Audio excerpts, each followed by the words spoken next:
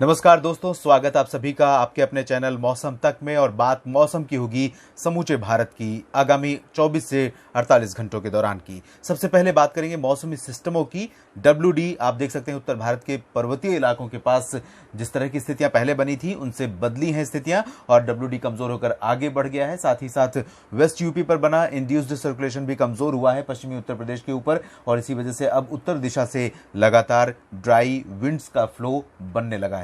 South west Rajasthan यानी दक्षिण पश्चिमी राजस्थान के ऊपर एक सर्कुलेशन यहां पर दिखाई दे रहा है। एक सर्कुलेशन यहां बिहार और इससे सटे पूर्वी उत्तर प्रदेश के ऊपर है। साथ ही साथ झारखंड के ऊपर भी एक सर्कुलेशन बना हुआ है। बिहार और उत्तर प्रदेश के पूर्वी भागों से लेकर एक ट्रफ मध्य प्रदेश और छत्तीसगढ़ के कुछ हिस्सों के ऊपर से आप देख सकते हैं विदर्भ के ऊपर तक बनी है। यानी इस ट्रफ के पूरब में जो पूर्वी इलाका है इन भागों में पूर्वी हवाएं आ रही हैं, और जो पश्चिमी इलाका है इन भागों में हवाओं का मिला जुला रूप देखने को मिल रहा है। कहीं पर पूर्वी और उत्तर पूर्वी हवाएं हैं तो कुछ इलाकों में उत्तर पश्चिमी हवाएं हैं। इसके अलावा एक सर्कुलेशन बना हुआ है, एंटी साइक्लोनिक सर्कुलेशन उत्तरी और उत्तर पूर्वी बंगाल की खाड़ी के भागों में बना हुआ है। उत्तरी बंगाल की खाड़ी मुख्यतः हम कह सकते हैं। ये स्थितियां इस समय मौसमी सिस्टमों की हैं, और इन मौसमी सिस्टमों के बीच बादलों की स्थिति आप देख सकते हैं। उत्तर भारत के पर्वतीय इलाकों पर बादलों का प्रभाव धीरे धीरे घटने लगा है, लेकिन अगले 24 घंटों तक इन बादलों का प्रभाव खासतौर पर लद्दाख और हिमाचल प्रदेश के उत्तर पूर्वी इलाकों तथा उत्तराखंड के उत्तरी इलाकों में बना रहेगा। मध्य प्रदेश और महाराष्ट्र, छत्तीसगढ़, ओडिशा, दक्षिणी प्रायद्वीपीय भारत के भागों में हल्के बादल देखे जा रहे हैं। साथ ही साथ पूर्वोत्तर भारत के राज्यों और पश्चिम बंगाल तथा झारखंड के ऊपर भी बादल बने हुए हैं। इन मौसमी स्थितियों के बीच बारिश सबसे ज्यादा कहां संभावित है आगामी 24 से 48 घंटों के दौरान, अगर हम इसकी बात करें तो चलेंगे पूर्वी और पूर्वोत्तर भारत की तरफ, क्योंकि पूर्वोत्तर भारत ही सबसे अधिक वर्षा वाला पॉकेट रहेगा अगले 2-3 दिनों के दौरान।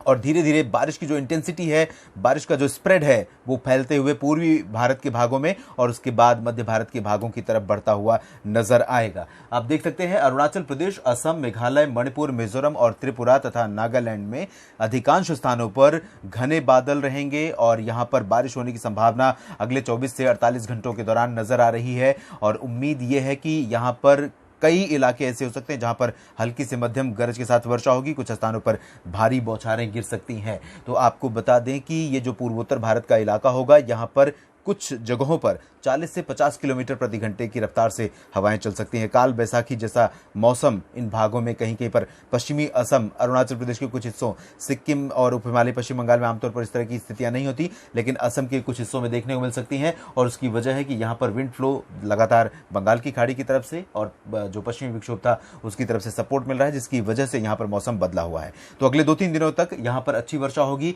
इसके बाद गंगीय पश्चिम बंगाल और झारखंड के ऊपर भी बादल अब बढ़ने लगे हैं, और हम उम्मीद कर रहे हैं कि कोलकाता समेत रांची, धनबाद, डाल्टनगंज, दुमका यानी झारखंड के लगभग सभी शहरों पर सभी जिलों में आंशिक बादल, कुछ इलाकों में घने बादल कल से दिखेंगे। और अगले 2-3 दिनों तक यहां पर बादलों का जमघट रहेगा। कुछ स्थानों पर गरज के साथ हल्की तो कहीं कहीं पर मध्यम बौछारें गिर सकती हैं। ये प्री मानसूनी गतिविधियां हैं, और इनके साथ साथ लाइटनिंग स्ट्राइक और बादलों की तेज गर्जना के साथ साथ कुछ स्थानों पर तूफानी रफ्तार से हवाएं भी चल सकती हैं, और ये हवाएं काल बैसाखी जैसा मौसम यहां पर लेकर आने वाली हैं। तो झारखंड और गंगीय पश्चिम बंगाल भी अब मौसम प्री मानसूनी हलचल के निशाने पर रहेगा। इसके बाद आगे बढ़ते हैं हम ओडिशा और छत्तीसगढ़ की तरफ, जहां पर पूर्वी उत्तर प्रदेश और बिहार की अगर बात करें तो यहां पर लगभग सभी स्थानों पर मौसम शुष्क रहेगा। लेकिन क्योंकि एडजॉइनिंग एरियाज में, एडजॉइनिंग डिस्ट्रिक्ट्स में कुछ मौसमी हलचल हो रही है, इससे ये हम रूल आउट नहीं कर सकते कि पूरी तरह से मौसम साफ रहेगा इन दोनों राज्यों में,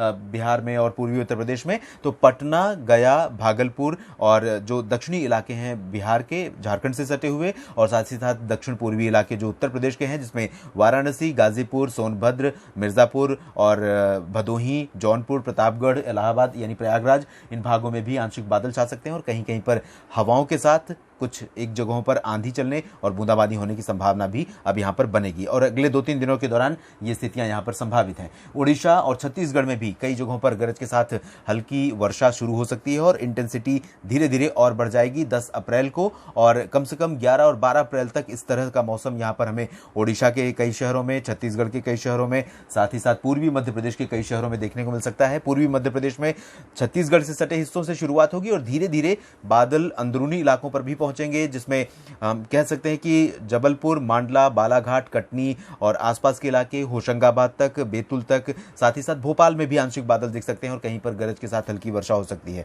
अगले 2-3 दिनों के दौरान इस तरह का मौसम यहाँ रहेगा।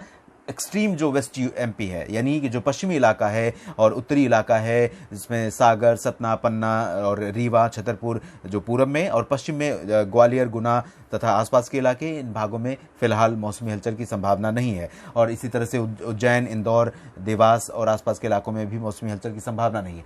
महाराष्ट्र में, विदर्भ में कुछ स्थानों पर गरज के साथ हल्की वर्षा होने की संभावना बन रही है। अगले 2-3 दिनों के दौरान इस तरह का मौसम यहाँ पर भी रहेगा। लेकिन इंटेंसिटी जैसे जैसे हम आगे बढ़ते जाएंगे, जिस तरह की गतिविधियां या इंटेंसिटी हमें झारखंड और पश्चिम बंगाल में दिखेंगी, उसके अलावा हम पश्चिम में जैसे बढ़ते जाएंगे इंटेंसिटी लगातार कम होती चली जाएगी, यहाँ पर लगातार कम होती है। लेकिन दिन की बात अगर हम करें तो 9 के बाद 10 अप्रैल को थोड़ी सी बढ़ेगी और 11 अप्रैल को भी इस तरह की हमें गतिविधियां यहाँ पर देखने को मिल सकती हैं। महाराष्ट्र के मराठवाड़ा, मध्य महाराष्ट्र और कोंकण गोवा में समूचे स्थानों पर मौसम साफ और शुष्क रहने की संभावना है, लेकिन दक्षिणी कोंकण गोवा में कहीं कहीं पर गरज के साथ हल्की वर्षा हो सकती है, बूंदाबांदी हो सकती है। मराठवाड़ा और मध्य महाराष्ट्र में भी छिटपुट बूंदाबांदी की संभावना है, लेकिन ज्यादातर बाकी जो शहर होंगे, नासिक, पुणे, सांगली, सतारा समेत तमाम जगहों पर मौसम साफ रहेगा। पालघर और ठाणे, मुंबई में भी मौसम साफ और शुष्क रहेगा, काफी तेज गर्मी रहेगी। गुजरात की बात अगर करें तो गुजरात में हवाओं का मिला जुला रूप देखने को मिलेगा। यहाँ कुछ इलाकों में पूर्वी हवाएं, कुछ इलाकों या हम कह सकते हैं गुजरात के ज्यादातर इलाकों में उत्तर पूर्वी हवाएं चलेंगी, पूर्वी रीजन में भी और सौराष्ट्र में भी, कच्छ में भी। और इन पूर्वी हवाओं के साथ थोड़ी सी आर्द्रता यहाँ पर पहुंच सकती है, लेकिन बहुत ज्यादा तापमान नहीं बढ़ेगा और बहुत ज्यादा मौसम में बदलाव नहीं होगा। यथा स्थिति मौसम में बनी रहेगी, लेकिन गर्मी तो काफी बहुत ज्यादा बढ़ गई है। गुजरात में भी कई इलाके लू की चपेट में है, तो लू जैसी स्थितियां या लू की स्थितियां यहाँ पर बनी रहेंगी। अब इसके बाद हम उत्तर की तरफ अगर देखें तो उत्तर में आप देख सकते हैं पंजाब, हरियाणा, दिल्ली एनसीआर और पश्चिमी उत्तर प्रदेश तथा राजस्थान, इन सभी क्षेत्रों में उत्तरी हवाएं चलने लगी हैं और इन हवाओं का असर अब यहां पर बढ़ने लगा है। उम्मीद ये है कि ये हवाएं कम से कम 10-11 अप्रैल तक यहां पर चलती रहेंगी, लेकिन 10 अप्रैल को ही एक नया WD फिर से उत्तर भारत में दस्तक देगा और उससे पहले 9 और 10 अप्रैल को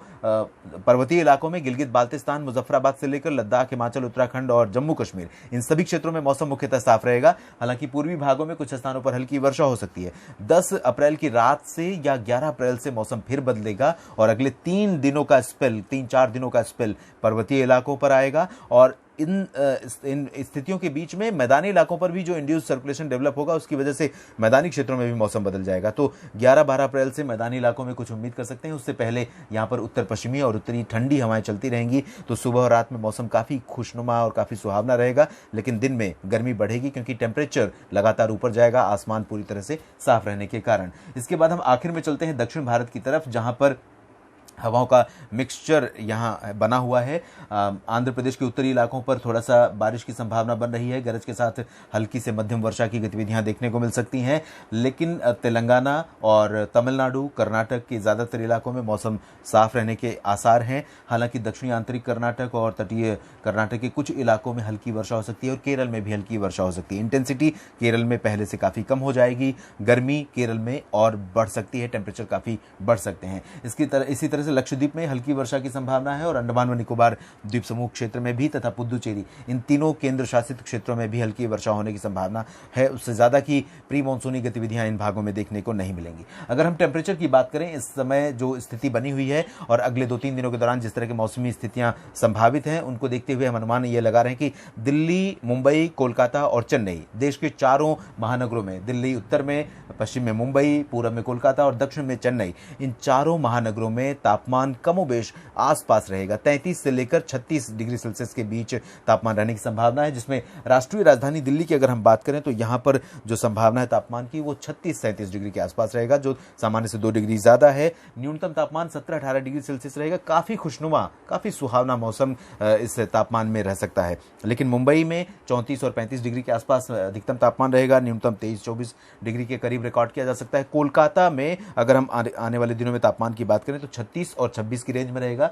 यहाँ पर दिन में गर्मी और रात में भी उमस और गर्मी रहेगी। दिन में गर्मी कुछ कम हो सकती है, लेकिन यहाँ पर स्थितियाँ इस तरह की बनी रहेंगी। चेन्नई में तापमान 34 और 25 डिग्री के आसपास रहने की संभावना नजर आ रही है। इस बुलेटिन में अभी के लिए इतना ही। आप बने रहिए लगातार मेरे साथ। मैं मौसम की हर हलचल पर रखूंगा नजर और आपको करता रहूंगा बाखबर। धन्यवाद।